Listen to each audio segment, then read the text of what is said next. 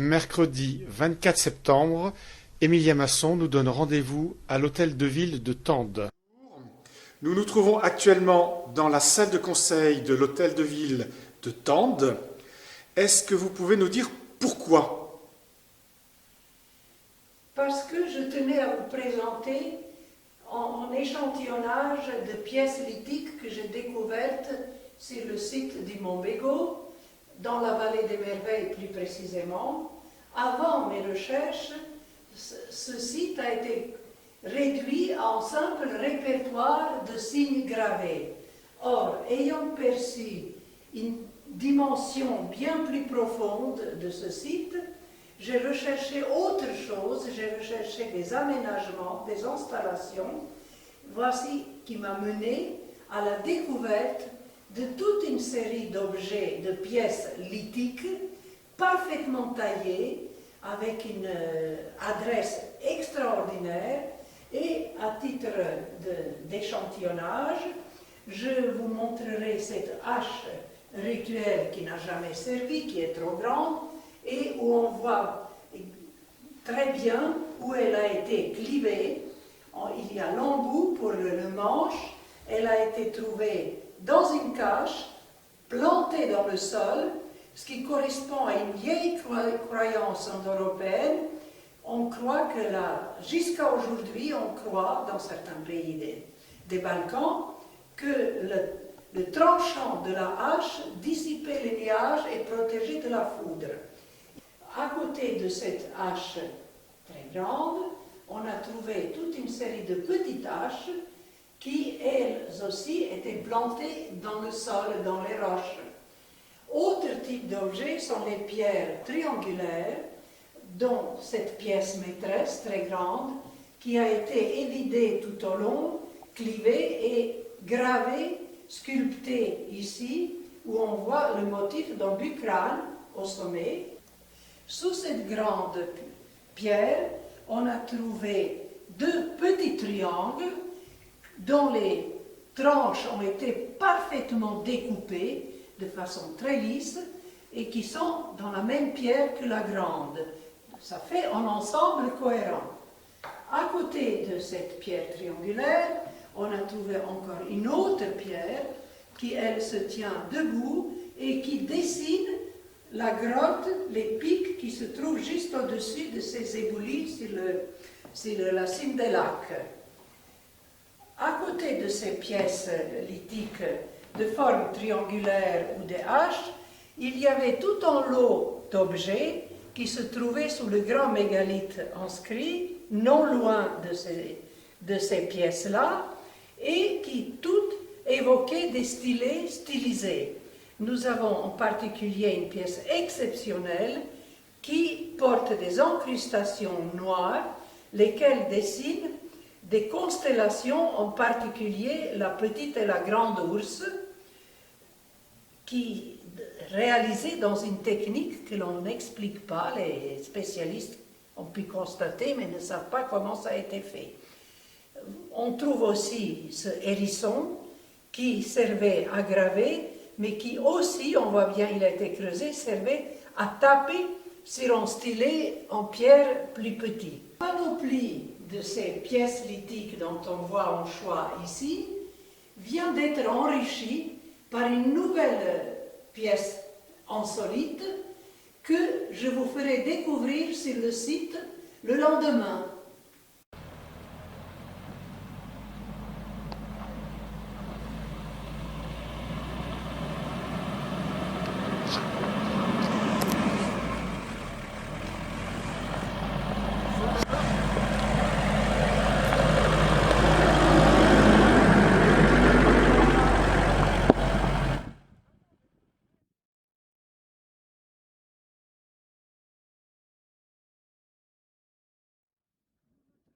Face à ce site qui présente l'exemple même d'un haut lieu où les anciens ressentaient en rapport, une interaction forte des forces cosmotelluriques et où nos ancêtres lointains, en ayant observé le ciel, ont répercuté la voûte céleste. En même temps, ils se sont fait guider par les étoiles pour établir avec une précision extraordinaire les orientations est, ouest, nord, sud et les distances aussi. Donc, en particulier, les deux visages gravés qui répercutent le grand visage du côté est et du côté ouest sont suivent une ligne exceptionnellement exacte est-ouest qui montre qu'ils savaient s'orienter, se laisser guider par les étoiles. Les recherches menées au fil des ans m'ont permis d'établir ce contact entre le ciel et la terre qui est répercuté ici aux merveilles, la précision des concepts et avec l'aide de mes collaborateurs, en particulier Bruno Ancel et M. Paul Verdier, on a pu vraiment démontrer avec beaucoup de précision les connaissances en matière astronomique de nos ancêtres lointains. Nous reprenons le 4x4 qui nous conduit de manière très chaotique jusqu'au chalet de la Vallée des Merveilles, où Emilia Masson retrouve avec beaucoup de bonheur les deux gardiens, et tandis qu'un hélicoptère apporte par voie aérienne divers ravitaillements.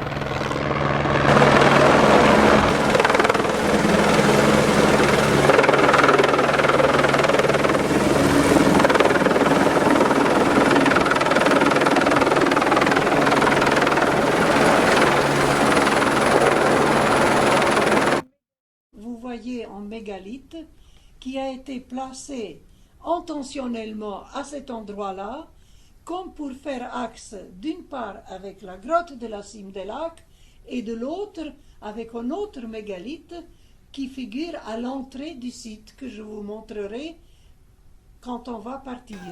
Il y a 2 ans, alors que je montais pour la première fois sur le site pour faire ma révérence au grand visage, soudain s'est présentée à mon regard et à mes pieds cette pierre où j'ai décelé immédiatement le dessin d'une main, la représentation gravée et plastique d'une main qui, immédiatement, j'ai observé qu'elle a été en plus colorée en ocre. Vous voyez, là, comme ça, on voit les doigts, le pouce est gravé, il y a la paume ici, et la couleur a coulé par en bas. Donc, comme toutes les autres pierres objets lithiques que j'ai trouvées jusqu'à présent, c'est seulement une face qui est travaillée. Elle a été creusée légèrement de manière à obtenir la représentation plastique. L'autre, et elle a été taillée ici de manière à avoir l'aspect pyramidal, pointu. De l'autre côté, on voit l'état d'origine de la pierre. Et maintenant, si vous voulez bien, je vais vous montrer l'endroit où cette pierre a été trouvée, où elle se trouvait plutôt, et comment elle faisait face au grand visage.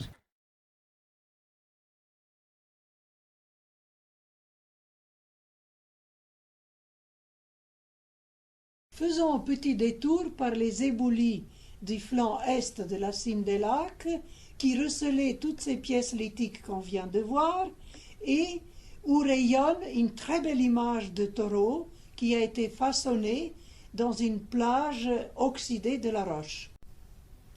À cet endroit précis, la pierre ornée d'une main humaine s'est présentée sous mes pieds et, à mon regard, de toute évidence, elle a dû glisser avec la fonte des neiges depuis les hauteurs.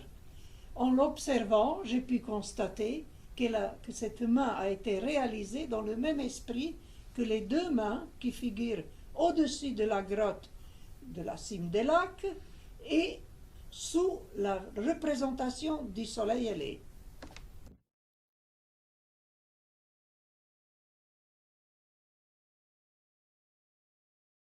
Nous approchons le mégalithe qui a été placé à l'entrée du site comme pour souhaiter la bienvenue et qui fait axe avec celui qu'on a vu, de même qu'avec la grotte. Il a été, selon Jean-Claude Bessac, très savamment calé au sommet de ce monticule, comme pour se dessiner majestueusement sur le ciel et pour rayonner à cet accès du site. Nous découvrons ici un alignement très rigoureux, parfait et voulu, comme le confirme d'ailleurs le plan que nous avons élaboré et où l'axe se dessine avec une précision admirable. Tout ceci nous montre que nos ancêtres ont beaucoup à nous apprendre, qu'ils ont eu une imagination extraordinaire, l'intelligence et la faculté de mettre en œuvre ce qu'ils voulaient exprimer, qu'ils ont été inspirés par leurs croyances profondes et qu'ils nous ont légué une richesse que nous ne sommes parfois pas capables de comprendre. Voici qui laisse présager bien d'autres découvertes, car ce site est riche en legs qui se révéleront sans doute au fil du temps.